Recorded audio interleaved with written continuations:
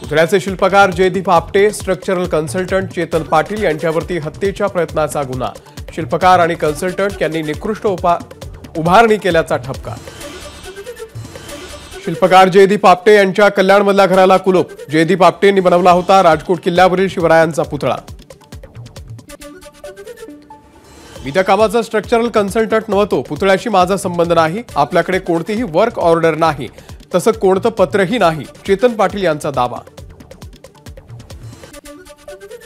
सिंधुदुर्गमधल्या पुतळा प्रकरणामध्ये कोल्हापूरच्या चेतन पाटील यांच्यावरती गुन्हा दाखल। त्यांच्यावरती कोल्हापूरमधल्या शिवाजी पेठ इथल्या घरी आज पोलिसांनी केली चौकशी। पुतळा अपघात प्रकरणामध्ये महाविकास आघाडीचा आज मालवणमध्ये मोर्चा। मोर्चाच्या पार्श्वभूमीवर व्यापाऱ्यांचं बंदचं आवाहन। 70 ते 80% दुकानं बंद। नौदलाच्या 2 अधिकाऱ्यांकडून शिवरायांच्या पुतळ्याची पाहणी। पुतळा कोसळल्याचा स्वतंत्र अहवाल तयार करून तो नौदलाच्या वरिष्ठ अधिकाऱ्यांकडे सोपवला जाणार। शिवरायांच्या पुतळा अपघात प्रकरणाचं ठाणे कनेक्शन असल्याचा संजय राऊत यांचा आरोप। निवृत्त न्यायमूर्ती यांच्या अध्यक्षतेखाली एसआयटी स्थापन करून चौकशी करा, संजय राऊत यांची मागणी। पुतळा शास्त्रोक्त पद्धतीने बसवला नव्हता, पुतळा बदलावा हे 12 डिसेंबरला सांगितलं होतं, संभाजीराजे छत्रपतींची प्रतिक्रिया। नशीब उद्घाटनाच्या वेळेला महाराजांचा पुतळा पडला नाही, नाहीतर अनेकांचे जीव गेले असते, विरोधी पक्षनेते विजय वडेट्टीवार यांची प्रतिक्रिया।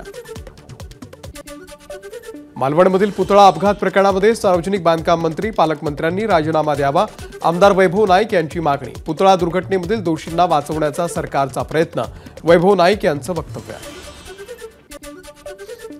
मालवणमधल्या शिवरायांच्या पुतळा कोसळल्या प्रकरणामध्ये शरद पवार पक्ष आक्रमक। बारामतीमधील 3 हत्ती चौकामध्ये सुप्रिया सुळे यांच्या उपस्थितीमध्ये आंदोलन। छत्रपती शिवरायांच्या पुतळ्याच्या अपघाताच्या विरोधात पुण्यामध्ये महाविकास आघाडीचं आंदोलन। कोथरूडमधल्या शिवाजी महाराजांच्या पुतळ्याच्या जवळ सरकारच्या विरोधात घोषणाबाजी।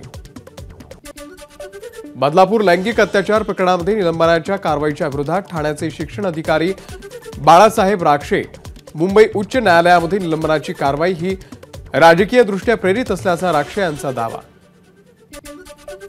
लहान मुलांवरील अत्याचाराच्या विरोधामधील कायद्याची अंमलबजावणी होत नाही, बदलापूर प्रकरणावरून हायकोर्टामध्ये सरकारला सुनावलं। भाजपचे नेते अपक्ष असलेल्या बँकेच्या घशामध्ये दक्षिण मध्य मुंबईमधील भूखंड, अर्थ खात्याचा आक्षेप डावलून हा निर्णय घेण्याचं कारण काय, सुप्रिया सुळे यांचा राज्य सरकारला मुंबईतल्या भूखंडावरून सवाल।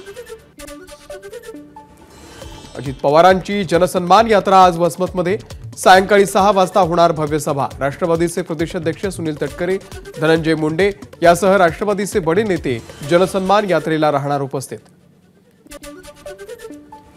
गणेश मंडळांच्या महाप्रसादावरून अन्न आणि औषध प्रशासनाचं विशेष लक्ष असणार, अन्न आणि औषध प्रशासन विभागाचे मंत्री धर्मराव बाबा आत्राम यांची माहिती। एबीपी माझा, उघडा डोळे बघा नीट।